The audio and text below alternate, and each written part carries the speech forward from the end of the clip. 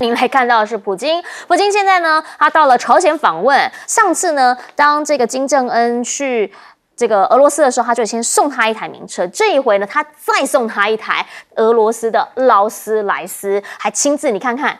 这个呢是金正恩，好，这个呢是普京，好，金正恩呢就亲自开车带着他去兜兜风。这台车据说是要价1542万台币，哪里特别？除了说是豪华版之外啦，它也是普京在俄罗斯的座驾。那呢，这一些画面呢是俄罗斯的官媒他们所发布的，看到两个人在车子里面有说有笑，哇，气氛非常热络。其实这一次啦，你要知道哦，这个俄朝他们现在关系已经比以前来说是完超越，原因是因为现在是全面战略伙伴关系协议，还说好了，任何一方有人被欺负，兄弟要站出来挺，要提供援助。好，这一些的讲法呢 ，AP 美联社是怎么讲的？是说呢，这份协议没提到的这个援助的类型，比如说到底是部队人、物资还是武器，这些呢没有讲明，所以呢，等于是比那个北约第5条，就是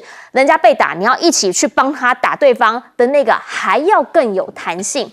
现在你要知道，俄罗斯正有一场俄乌战还在进行当中。这个签下去之后，对于俄乌战会有什么样的影响，就是大家很想知道的。另一个部分呢，则是说，当时他抵达的时候，清晨2点多，金正恩在机场等他。好，现在呢要走的时候，金正恩是军礼送行，真的是从头陪到尾了。好，结束了朝鲜这边行程，他直接抵达越南河内，这个呢也是大家的一大看点。最主要原因是因为他去之前就已经先投书了，称赞呢越南在俄乌战争上头采取务实的竹子外交，没有谴责他们，所以呢这个是真兄弟，是真朋友。而且这一次他所见到的是什么？都是大头一把手，通通见到了，包括阮富仲，包括国家主席习林，还有总理范明正等等等。而且呢，他的随团名单也曝光了，因为他带去了外交部长，带去了经贸科技的，然后带去了司法部长，大家就说，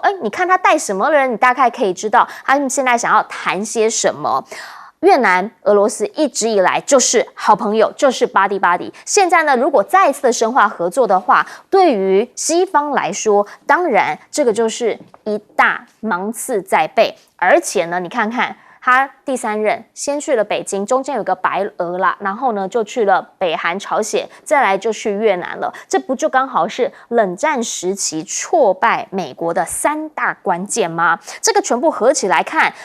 在整个战略局势上面，他们可能会更紧张。原因是因为在现在的这个东盟这一块，中方也一直在着力南方世界。好，来看看王毅了。王毅他现在说呢，希望同中盟同样来加强发展战略对接，希望呢让地区可以和平稳定、繁荣发展。因为呢，这个节骨眼上，这个李强总理呢刚去了马来西亚，说希望让东海岸铁路变成让大家一起富起来的主要交通干线。看到这张地图，这个是什么意思？这一条铁路作用在哪里？好，其实呢，就是它这条铁路在关丹这一边就可以直接呢把货物往上，然后就可以运到这个中方去。冲击的是哪里？是新加坡，是不是以后其实从巴生这边就可以直接过来，从吉隆坡这边就可以直接过来，就能够取代新加坡了？大家开始在讲，马来西亚好像在这一波跟着一起走的路上，会变成东南亚一个资料中心的强国，因为它有土地，它有人力，它有能源，所以呢，最近确实也吸引了蛮多外资的投资，包括了 Google， 包括了辉达，包括了微软等等，大家开始都看到了马来西亚有没有可能真的就是在未来它会变成东南亚一个成长最快的市场？大家现在开始在看这个时间的巨轮之下，局势一直在转，运也一直在转，请教亮哥了。现在要怎么样来看普京？现在呢，跟金正恩2个人一起开车，看起来很开心。签了这个协约之后，是不是那个运又转了一下？我觉得普京访问北韩主要是军事啦，那访问越南主要是经济啊。是，虽然访问北韩也要签订那个美国查不到的那个支付的机制啦，可是那个比较没有那么重要。他主要是去，我觉得就是军事合作，因为根据统计，北韩大概已经提供俄罗斯500万枚炮弹，是都是用货柜车直接运过去的，这个对俄罗斯真的有很大的帮助。那我们也看到，从2022到2023啊，那北韩不断的试射各式各样的导弹啊，那这个背后恐怕就是俄罗斯在协助了。那俄罗斯是表明了对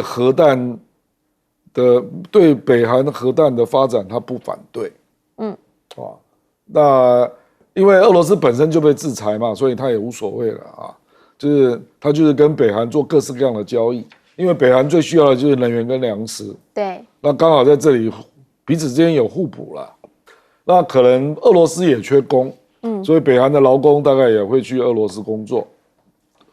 那最重要是他那个全面战略伙伴关系协议啊，他说如果北韩有事啊，双方有事，那个别就要互相援助了。他的用语是这样啊，那这个可以从浅到深啊，你也不知道。那这个我觉得对北韩来讲是一大帮助。所以北韩你看金正恩高兴成这样，那当然头皮发麻了，就是尹锡悦跟美国嘛，因为这个不知道会发展到哪里啦。是可是我觉得很可能会有助于北韩核弹的进一步发展。那越南因为现在还没有看到具体的结果啦，对，不过他确实也带了一些部长去我认为应该是偏经贸啦，而且很可能越南会直接向普京表示他想参加金砖啊，又一个了。因为俄罗斯是轮值主席，是本来就有传出越南想参加，那目前已经传出泰国嘛，对，那马来西亚也表示有意思啊，所以泰国跟马来西亚是因为中国的关系，那越南应该就是因为就是他可能会当俄罗斯的面给他这个面子我觉得这个可能性是存在的那中国大陆目前事实上跟马来西亚的关系，因为加沙战争那马来西亚是穆斯林国家嘛，所以对美国的意见是越来越大了啦马来西亚现在有一点是得道多助啦，就是事实上它槟城已经隐隐约约要成为一个新的半导体中心所以你可以看到很多台湾的公司各国的公司都要去他那边投资那其实我觉得这个跟华人也有关系啦。事实上，因为半导体很多地方都跟华人有关系嘛。是啊。那槟城就是华裔为主的那然后因为那个巴生港的开发本来中国大陆的设想就是让它作为期货的实体的一个码头啦。那这个当然会抢到新加坡的生意因为新加坡本来是不只是期货交易，而且也是实体交易。那现在实体交易就有可能转到巴生港那这个坦白讲也是中国就因为那时候新加坡蛮亲美的啦，所以他就投资马来西亚来对新加坡产生压力不过久而久之就变成马来西亚就有点得道多助了，就是它就各种产业就慢慢的都发展起来了，而且它真的比新加坡要便宜很多，土地又大，人工也是，人口也是所以我是觉得，而且有蛮多华人也移民到马来西亚，是中国大陆的人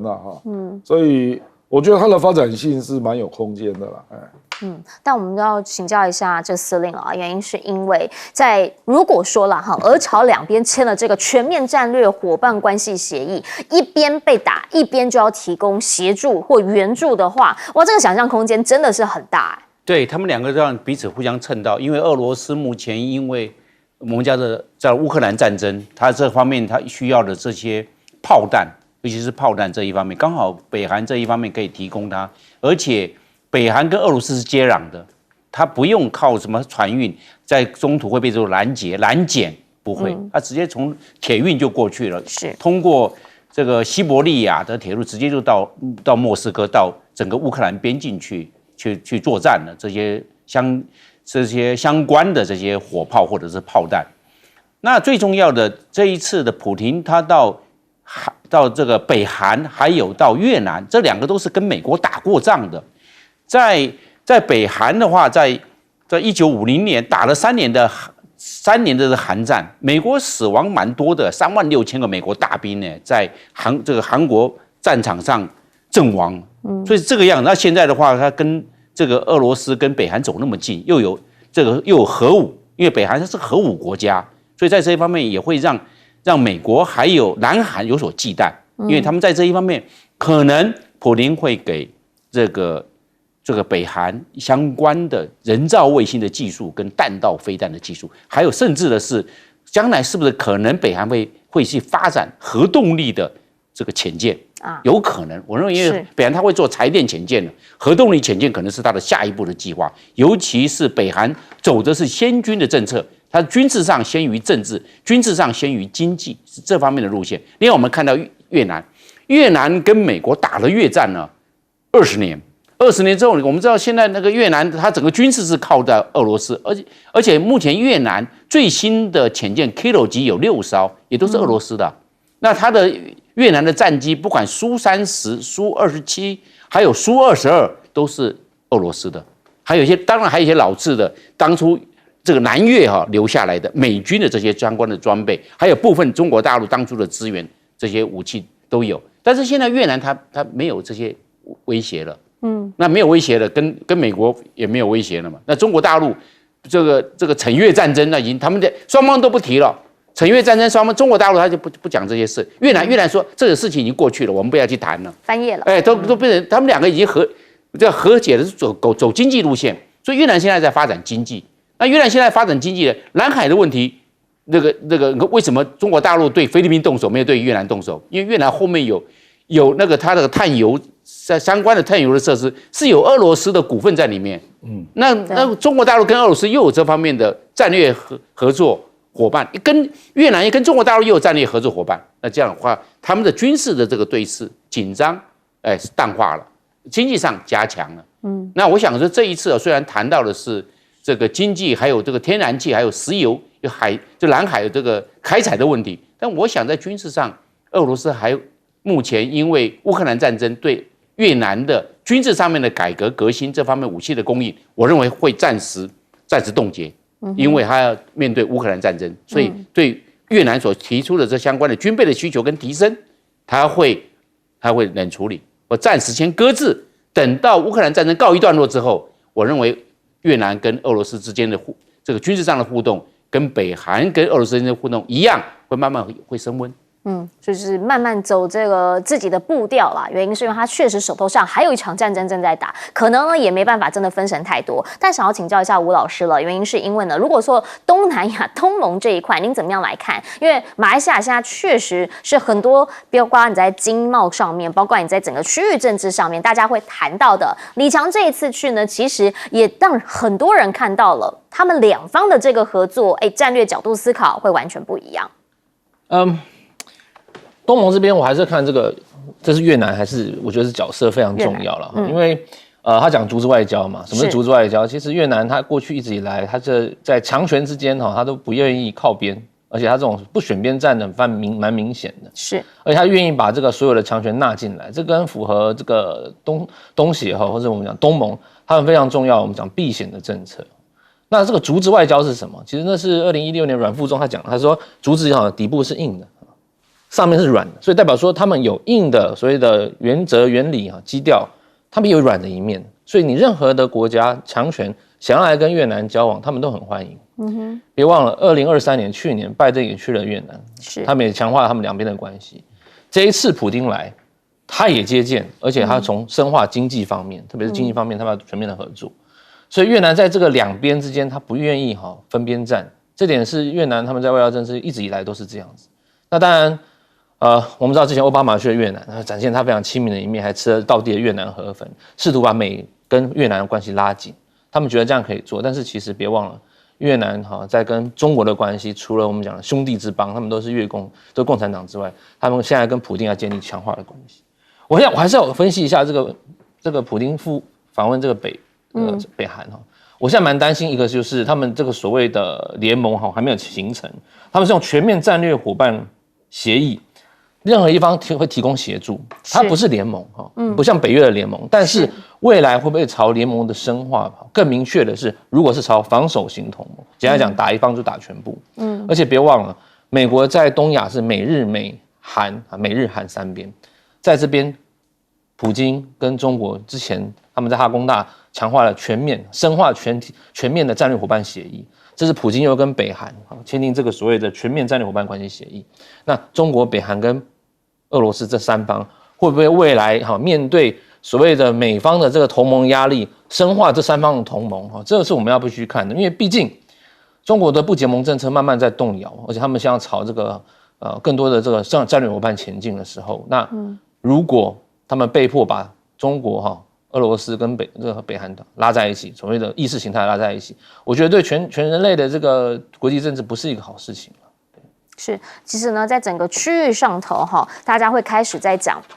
经贸啦、战略啊等等等。回过头来，你回到国内，大家看的都是什么？都是到底你的居民你的这个人民有没有办法安居乐业？那就会看出你这个国家到底现在整体的状态是什么。你会问那美国现在的状态呢？这样的新闻真的是最近蛮常出现在美国的版面上的。在加州呢，说一间珠宝店突然之间来了20个黑衣人，然后不到3分钟，所有东西通通被拿光。大家就开始来问，怎么会治安这么差？标题告诉你，是因为通膨啊。好，最新的一个统计了，美国人呢说，平均至少每一年要赚到289万台币才算手头宽裕，可他们的均值大概只有185万台币，就表示说远远的低于那个手头宽裕的标准。那甚至在现在你去到美国，有个广告呢，就直接告诉你他们卖的是什么。他们不是这样讲啦，但是呢，这个有人给他翻译叫做穷鬼套餐啦。他们的经济套餐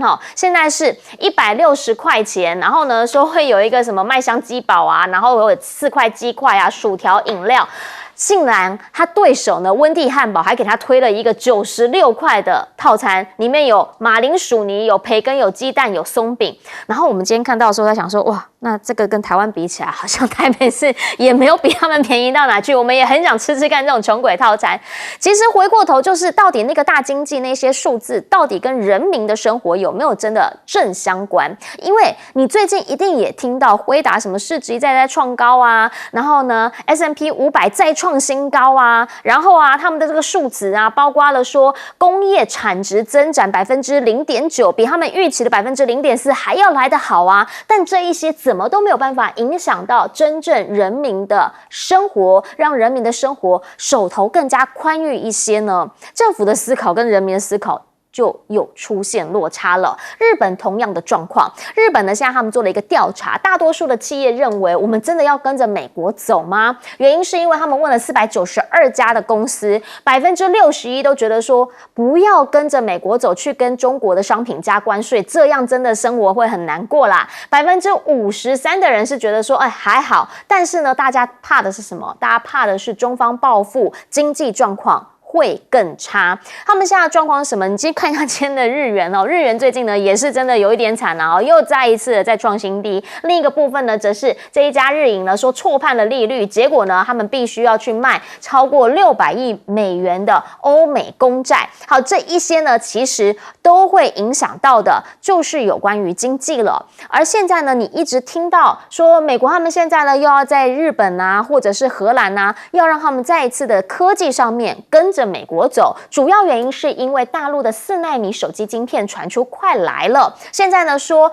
开始有人突围，包括了紫光，它的4奈米晶片是已经交到了制造这一边来了。然后呢，小米他们自己研发的麒麟9000S 呢，说现在也都越来越顺利了，所以这就让美方有压力了。再一次的派出商务部次长，荷兰也去，日本也去，说是不是大家跟着我们一起来限制中方的晶片发展？可是知情人士就在讲了，其实呢，这两边都一直在抵抗啦，希望有更多的时间来时间换空间。原因是11月，也许美国选完之后会换人做做看啊！你怎么不知道换一个政府之后，他的路子还是一样，会不会有所改变呢？赌的是这个，原因是因为他们可能也看到了拜登又僵住了。看看画面。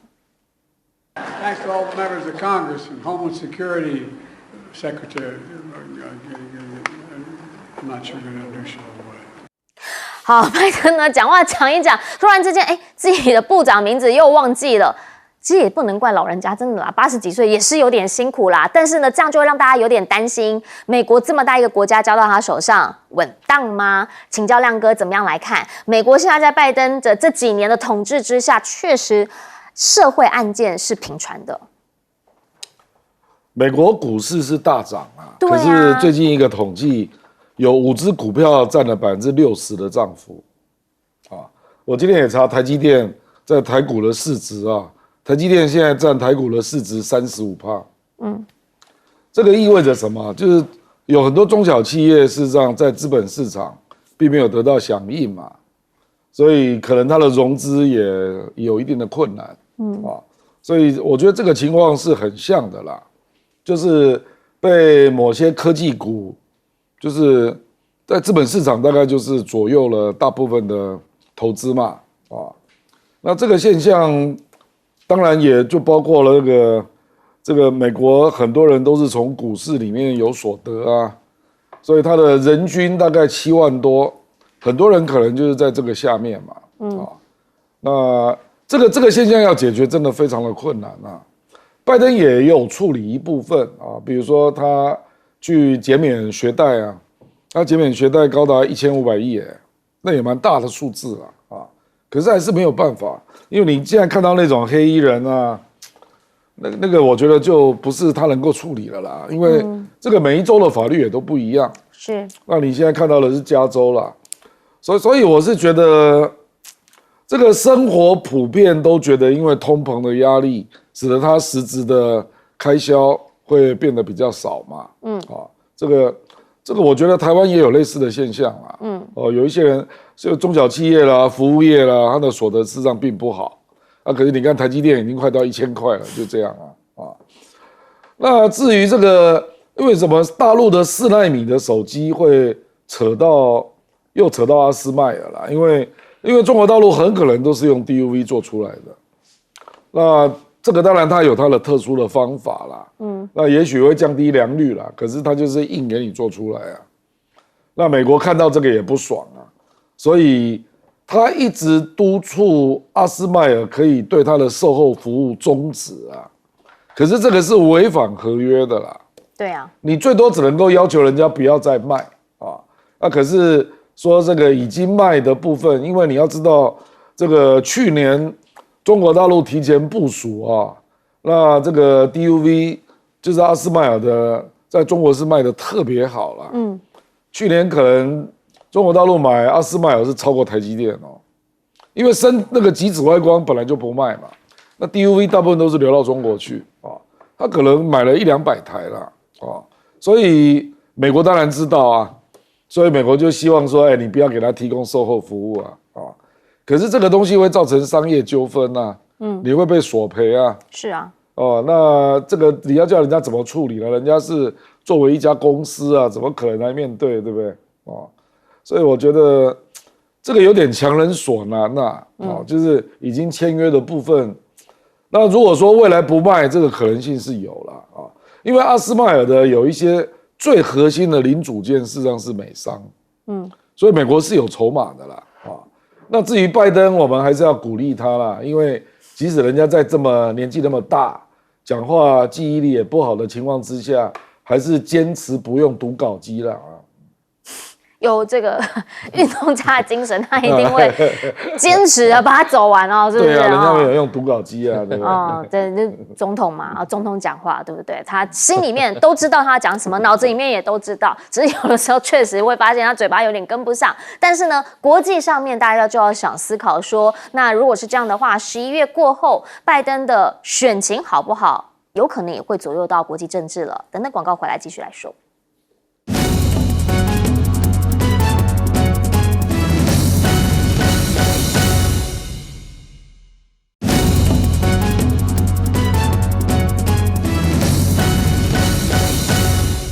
好，我们刚刚讲到了经济，很多时候民间的指标跟政府的那一些数字指标，那个差距真的很大。请教吴老师。其实美国通膨这个不是旧新闻，它不断在跑嘛。今年的5月的消费者指数大概是3.3%了，那有人说降下来一点点。但是我对这个麦克经济学蛮有特色，蛮有趣的是，穷鬼套餐温蒂推3美元，我们念书的时候是有那种$1的 dollar menu，就1块钱你可以买个汉堡，现在1块钱买不到了。对，所以我就想说，那我们来看看他们的薪水跟他们的这个1块钱套餐或3块钱套餐的什么比例是怎么样子。依据美国国家统计局大概2023年这个全美的我们刚才讲的中位数的薪资大概7万多，74000那是全美嘛？那看加州嘞，加州的话有分加州同期大概是9万多，91000，矽谷大概14万多。拉高了，那谁拉高了？当然是那高科技。它拉高的时候14万多，那就造成那个地方的物价、房价整个跑起来，不管是什么样 Dale 啊，或者是 Silicon Valley 这些地方整个都起来。所以14万，整个加州是9万多，全美是7万多，这是整个物价指数。那我们来看，他们的这个大麦克呢？加州大麦克大概13.99块，那你加含税加什么？大概15、16块。台币折合台币在496，算490块好了。那台湾呢？台湾大概是153块的，我们讲1号餐嘛，153块。那台湾的平均薪资，我又查了一下，大概新竹是中位数是82万啦，台北是70万，所以大概我们的美国的薪资是我们的3倍多，大麦克也是台湾的3倍多，所以这个指数是没有错的。简单来讲，就是你在台湾赚的薪水，在美国大概要赚到3倍多了，所以不要这个好像觉得美国哇，随便赚个200多万、300万，哇，好像换成台湾很多钱，不是啊，在美国你赚200多万是基本一个中产阶级要做到的。是。好，那前阵子有个报道来了我就讲说，他们说有一些州你赚低于15万美元以下是低中产阶级。简单来讲，我刚才讲了，比方说矽谷，你中位数就14万了嘛。Virginia 维吉尼亚有个地方叫 Arlington， 很简单，我们知道 Arlington 是 DC 旁边的地方。它大概中位数大概快14，逼近15万美元，所以你赚低于10万美元是低中产。那像亚利桑那州这几个好的州、有钱的州，你基本的薪水14、15万美元是基本。为什么？你还要扣税，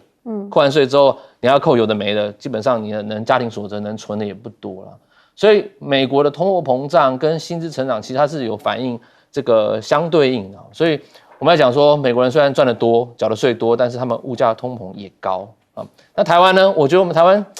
感觉起来中位数薪资，台北市70万，新竹市82万，好像比人家差了一截哈。但是刚才我们跟亮哥讨论，你不要吃大麦克嘛，我们还有很多小吃摊，对不对？重视 CP 值，对不对？让我们可以尽量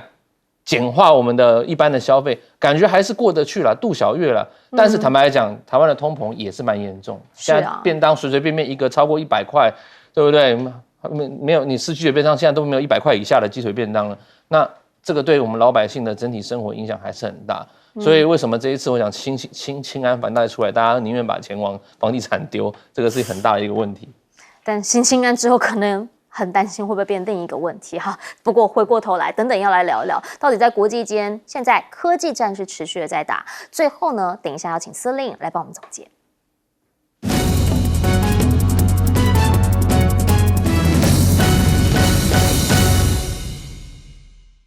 美国跟中国大陆他们这个贸易战，包含经济战这一方面，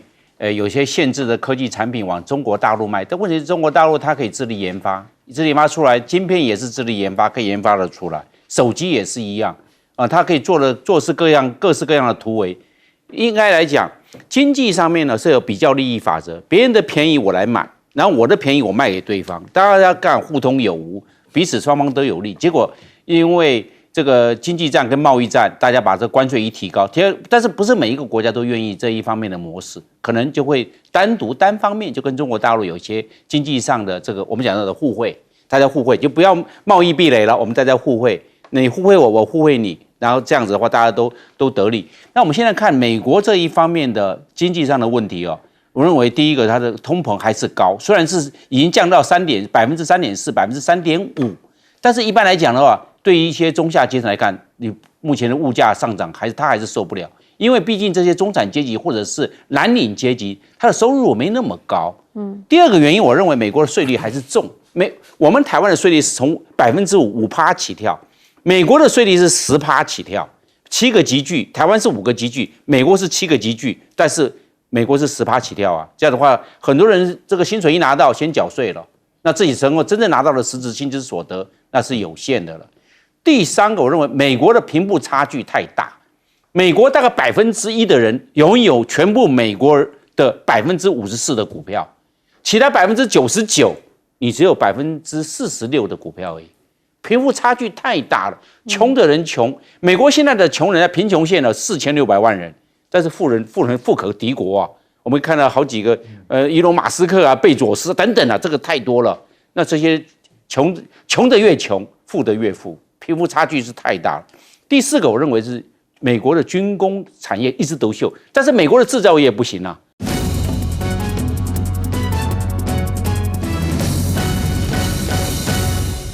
大家晚安，我是陈燕莹，欢迎来到新闻大白话。接下来这1小时国内外大小事，要您听得懂的话说给您听。现在介绍这1小时来宾，首先要介绍是耶鲁经济学博士郭正亮，大家平安。还有前空军副司令张延廷，主持人好，大家好，以及政大外交系教授吴崇涵老师。主持人好，大家好。好，1小时间带你来看到的是南海现在是真的状况有点多，为什么？因为呢，昨天你 PO 照片，我马上给你 PO 影片，你的那个不会动，我的这个会动啦。来，昨天下午的时候呢，中方这边 PO 出了照片，他们的讲法就是说，哎呀，我们其实呢是依法来登船检查。菲律宾马上就 PO 出了您下所看到的这一篇影片，他们就说了，中方何止是这样，他们的海警呢是挥动着斧头，甚至呢把他们的船都给砸坏了，还上他们的船把这一些枪啊等等的装备拿走。他说这跟海盗有什么不一样？好，双方呢就直接互呛。另一个画面呢也可以看到4艘船还包着是什么？包着是中间就是菲律宾的小渔艇啦。他们说呢，这个呢基本上就是中方这一边呢，他们是要来包夹我们人海优势来做登检执法。也因为现在相关的画面在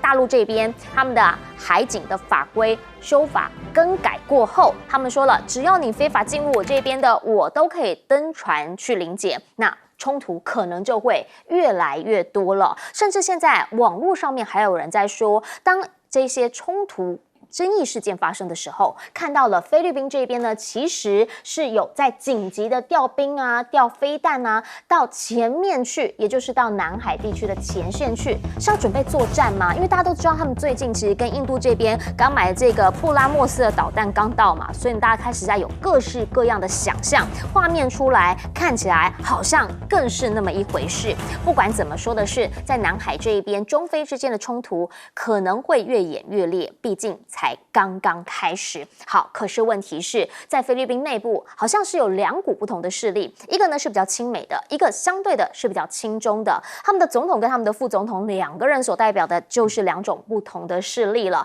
而2个人呢，现在虽然当时呢是彼此之间讲好了就有默契的搭配，但现在呢好像已经完全的决裂了。因为副总统也就是前总统杜特地的长女已经退出了小马可仕的内阁，等于是2个人本来有默契的这个合作联盟已经是破裂了。好，双方呢对立白热化，那之后会不会影响到南海这一边菲律宾它的一些作为？因为现在呢，其实传出了中方075的2栖攻击舰也已经现身在仙滨暗沙这里。换句话说，中方这里其实也是把一些可能比较重的，或者呢是比较有攻击性的，也来放来这一边了，彼此都是开始有在布局啦。那菲律宾这边呢，则是先前有在韩国这边跟他们买了一个先进的护卫舰，传出也已经先下水了，3200吨，里面呢还有垂直发射器。换句话说，他们在海上所谓现代化军力的这个部分一直在努力。那对的当然是谁？可能就是中方了，因为呢，在这边他一直想要的就是南海这边主权，直接跟他有最多的冲突的就是中国。好，可是在这个节骨眼上，韩国跳出来喊，中方就不是很开心了，因为他想问的是，到底跟你有什么关系？韩国政府呢，现在是呼吁在南海这一边呢，希望可以维持一下海洋秩序。原因是什么啊？是因为这边我们也都会通行嘛，我们有商船会经过啊，所以呢，他们就讲说维护和平、稳定、安全，希望呢能够有关各方都来维持一下这里的海洋秩序，让大陆这边很生气，说你不要说三道四、指手画脚，到底干你什么事？而菲律宾现在呢，则是他们表示要透过所谓的透明外交，限制中方将南海冲突升级。什么意思？其实大概就可以理解成，他们这些事发经过，你刚刚看到的影片等等等，他们希望是透过这样的方式来还原这一些的真相，然后呢，让大家把他们跟中方之间的争执非军事化及国际化，让大家都注意到中国他们现在在这边在做什么事。菲律宾现在的做法是这样，但这样子，有办法能够限制冲突升级吗？两个主要的原因就是因为中方现在法律已经改了，那他们当然就得执法，执法就会有一些冲突事件，画面出来看起来就还是各说各话。可是菲律宾这边讲话蛮重的哦，他直接呛他是海盗。不了，这个因为中国是落实海警3号令嘛，对，6月15之后要强力执行啊，那他现在就是强力执行啊，那阻止了。我没有讲到这个菲律宾的那个突击队实力弱到这样啊，竟然还打输中国的海警啊，这个难以想象。那接下来当然就是国际舆论战了。那目前事实上昨天第一时间美国就已经发动了啦，包括加拿大、英国、荷兰、日本、韩国都出来讲话，可是这个没有用啊，而且坦白讲，要透过司法解决也没有用，因为你要到国际法庭啊，到联合国啦，都没有用啊，因为仁爱礁跟黄岩岛，那中国当然也会他一套说法嘛，那目前他就是占领啊，是实际占领的那你要诉求国际法院，他不会合议啊，那没有合议，国际法院也没有办法接你的 case 啊，对，所以这种事情到最后，我坦白讲是实力决定了，那事实上真正的考验是美国啦，就是说这样的行为有没有构成要启动美菲的共同防御条约？是。那坦白说，在发生第一时间的时候，美国的军舰就溜了，就菲律宾回头看，距离很远嘛，所以我觉得这件事情，我觉得中国大陆是如果不强力执法，他真的没有办法交代啦。比如说海警3号令，人家就觉得你玩假的那你接下来不管是菲律宾啊、越南啊，甚至包括台湾，你未来的海警法要怎么落实啊？所以这个事情，我觉得认为中国大陆没有退路，没有退路，那基本上是实力决定了，那就变成说菲律宾你能不能够邀集美国军舰跟你来闯仁爱礁啊？我觉得绝无可能发生美国不可能跟中国直接交战而且目前中国出动的是海警船，对，也不是军事行动，是这个我们讲的是广义的，这个就是中国大陆透过灰色地带的作战，要落实它的法律嘛，事实上坦白讲，这个议题跟台湾是有关系的就是大陆甚至有一些人讲了说，这个叫杀菲警台了所以他对菲律宾不可能退让的啦，甚至于我认为在仙宾礁另外坐滩的那一艘船，可能最近也会被拉走，或者会被围啦、驱逐啦之类的啦那他未来可能会在黄岩岛啦、仁爱礁啦，还有仙宾礁这些地方都加重，包括军事啦、海警的力量做防御了，让你没有办法翻盘那反正就等国际舆论过了一阵子，那这件事情可能就结束了。目前你因为这个刚发生嘛，所以你就会听到菲律宾很多声音，也听到美国的声音可是美国人做什么因为坦白讲，他也不是伸锁国就卡在这里所以我是觉得接下来可能是中国跟菲律宾要坐下来谈判，可能会比较实在了。就是这样。那其他目前这个马瑟雷3号在仁爱礁那一艘坐滩25年的船，今天已经是第26天没有补给了，那都是用空投的那事实上空投是准度很差的啦，都掉到海里了那这个恐怕是菲律宾跟中国大陆，我觉得在这里有点僵局了，就是说这样再拖下去，你粮食跟水都没有补给，那怎么办？中方会出来人道救援吗？人道救援就把你拖走啊。中方就是希望你来求援啊，那我就用人道的理由来，然后用船把你载走啊，那载走就不会让你再回来了。所以我觉得中国大陆的策略大概就是这样嘛，就是说，这个就是一个人道危机，菲律宾一定会对外诉求嘛，说他不让我送粮食跟水啊，我只能够用飞机去空投啊，运补船到不了啊，那中方可能就会强硬啊，说你离开啊，我可以载你离开啊，这之类的啦。但是我们也要看一下中方，它除了海警船这些海警到前线他们这边来执法之外，请教一下司令，原因是因为075攻击舰也已经在现场了，那就大家就开始来讲了所以现在中方其实也不是真的就是说在灰色地带之外，他们也是有所准备而来。对，他这个075的2栖作战舰在旁边做戒护，容易由海警船来做执法，而且是强势执法。那时候从早上的凌晨的4点43分就开始做行动了。换句话说，中国大陆是完全是有备而来，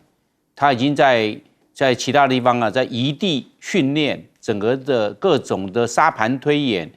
各种的状况要怎么样去处置，它整个的过程都已经掌握到了，然后也都演练完毕了，直接就把它套招在上面，可以看得出来。我认为它有几个特色，第一个它是不开枪。所以你看，他这只海警船，他上去的时候，他只是并没有带枪械上去，但是他却没收了菲律宾的7把冲锋步枪，把它没收。到现在，菲律宾向他要把他这个7把的冲锋步枪要回来，中国大陆他不给他，因为这是没收，算是证物证据，是这个样子。那第二个来看呢，这是强势的，因为中国大陆的兵力，这个船是在菲律宾的2倍到3倍。那这样的话，换句话说，这个是完全优势就出来了，所以它是优势的执法，整个兵力态势，075做警戒，海军做戒护，那个海警船做执法，直接就这个以压倒性的优势就把菲律宾给解决了，这个状况非常的清楚，所以整个的作战，整个节奏是在由中国大陆来掌握。你看整个节奏，这个动势，中国大陆掌握了主动权，菲律宾只能被动的应付。那菲律宾被动应付，你看他还有一个，他这个士兵这个右手的大拇指被夹断，因为碰到的时候他手没有收回来，刚好被夹住，还被夹断了嘛。这一个我们可以看出来，菲律宾在这一方面，他有穿战术背心哦，他不是光只是穿了求生背心，也穿了战术背心。我们看菲律宾也是有准备，但是问题菲律宾的毕竟兵力单薄，而且他们在这个态势上面就已经占为劣势了，所以也就没有办法反抗。中国大陆也没有这个开火开枪，那你只能这个徒手了。那中国大陆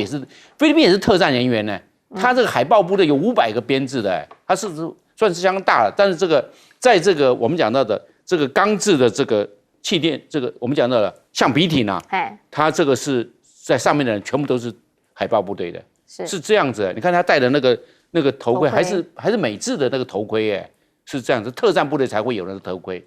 那我们可以看得出来，他这个中国大陆的搭配，我认为好不好呢？我们看他的收证。中国大陆是空拍机在收证，那空拍收证，我们知道它整个的节奏都弄出来了。他还要去收证，到底是这个双方的过程当中，菲律宾有哪些动作，中国大陆执法又有哪些动作，哪些动作是符合他们之间的规定的要求。虽然是一个冲突，但是低度冲突，最起码大家没有开枪，菲律宾那7支枪也没有开火，是这个样子嘛？那中国大陆收证是非常的清楚，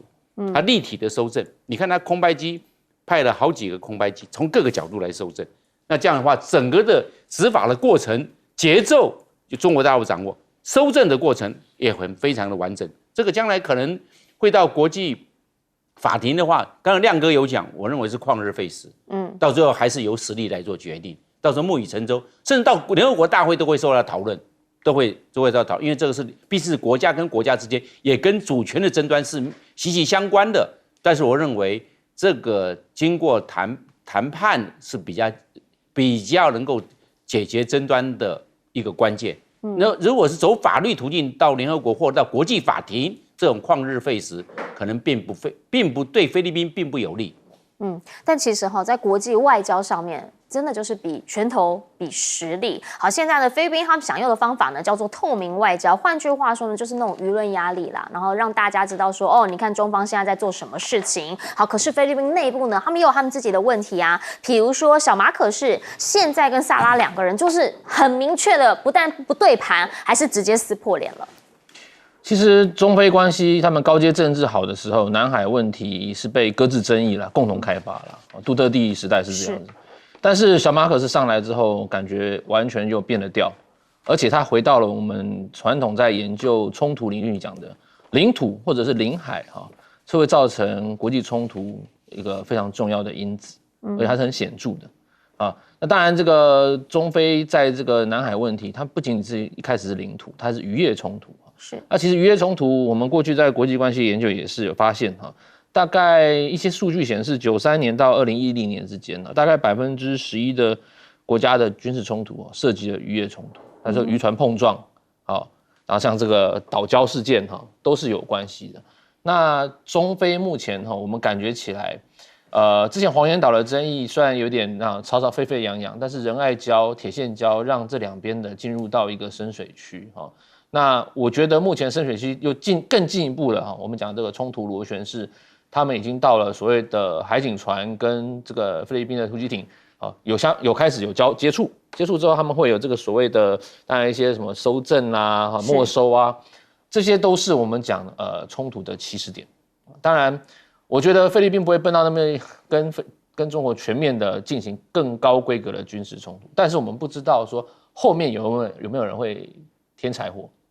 这是最大的麻烦，就是如果这个地方没有好好的处理，我们讲的是除了现实主义讲的秀肌肉之外，没有回归到我们讲自由主义里面运用准则规范行为准则来做的时候，那是非常麻烦的。其实去年10月的时候，中国外交部毛宁就发言了说，其实针对南海议题中国跟东协国家要开始落实所谓南海行为准则的咨询意见深入交换，并且把南海行为准则进入3读。而且要落实南海各方行为宣言。然后跟各位观众讲一下，其实南海行为准则我们叫 COC， 它是东协当时为了南海他去创建的一个行为准则，包括不有可以军事化，不要军事行动，不关的第三方不要介入。当然他们就把中国也纳进来。那中国说好，那我们来讨论。那中国方面他们是比较倡导是南海各方行为宣言叫 DOC 那当然他这两边他就想做，一来是他自己的 DOC 他想要来推行，二来是他为了跟南海的各个国家维持一些好的关系，他说那我们 COC 这个叫做南海行为准则，我们也来讨论。那当然他们现在进行3读了，要把这个所谓的条明规约具体化，让这个南海不要成为说你说我你的我说我的，然后又秀肌肉碰撞发生危险。我觉得还是要回归刚才前面2位讲的行为规范准则法律的层面来缓和冲突，会是比较好的。文明的人做法，一切呢都还是回到大家先把游戏规则讲好不要用这种秀肌肉的方式来解决。